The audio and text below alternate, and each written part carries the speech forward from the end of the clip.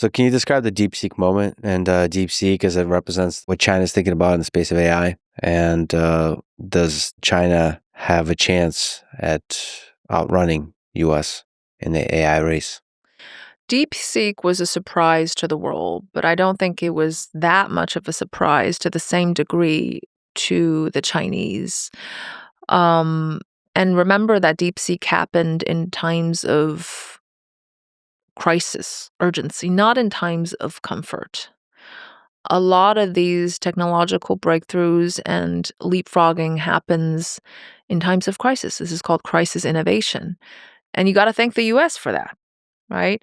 When the Chinese were comfortably importing chips from the US, the whole industry stalled for 20 years. I mean, why would you plow in billions, tens of billions, and even more when you can just import the best? Right? You don't want to do your own innovation. It's because of these export controls, these sanctions on these companies, that Chinese companies and the Chinese state felt an existential crisis a few years ago by being cut off from these critical components. And guess what happened? In a short amount of time, the degree of domestic capacity ramping up and catch up has been nothing short of remarkable. Again, thanks to U.S. truculence on technology. Now, I'm sure there are many aspects of hyperbole related to DeepSeek, but it just shows you that the gap is much smaller between China and the U.S. on leading edge technologies than what was expected, that these export controls were not effective. They may have even backfired. And it shows you that China has this relentless focus on taking some of the existing technologies and using scale the advantages to cut cost and to diffuse. And this is just the beginning. I think it will happen in many other industries as well, including in semiconductors. And that's the Chinese approach. Now, there's an interesting dilemma here, which is that this is happening in a time of extreme economic softness, slowdown, amidst uncertainty, trade wars, a lack of confidence, a slowdown in private investment and consumption, a withdrawal of foreign investment from China, especially the U.S. venture funding. Imagine what China would have been like, let's say, if the economy was doing better, right? But you could also argue that it's because people feel threatened that they make more leaps. Now, I wish the world is not, we don't have to, drive each other to the corners to do something great, but that is the reality. And I don't think that there's an easy say between who wins, because I think the winning idea is part of the old playbook, right? You're all kind of part of a network. Different countries, different players have different choke points on each other. I don't think it's just about the US and China. And what's more, you use your leverage once, and that leverage has a half-life. It becomes a lot less effective the second time around because other companies are going to try to substitute it away.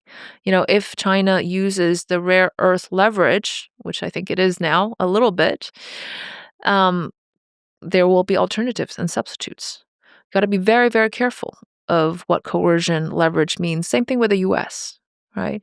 So I think this is all the old thinking of who wins, who dominates. I think we need a new playbook. So to you, maybe when you refer to Biden and Trump, if we go back to Biden, it would be the CHIPS Act.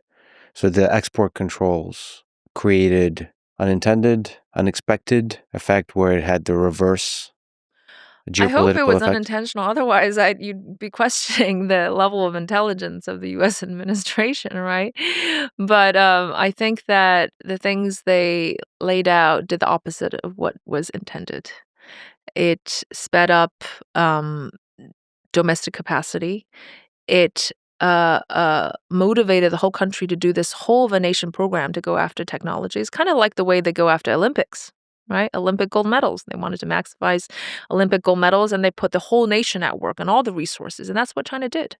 Huawei, another example. They were sanctioned. Guess what? They have come back to life stronger than ever before.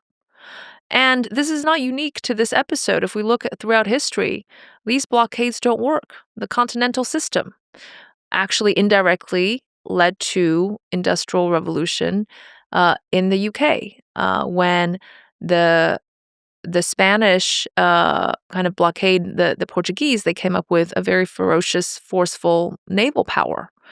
And you're talking about China here. They just don't lie down and lie flat and say, "Oh, we give up," right? They're more motivated than ever before. So the lesson is don't force people or nations into a corner. Yeah.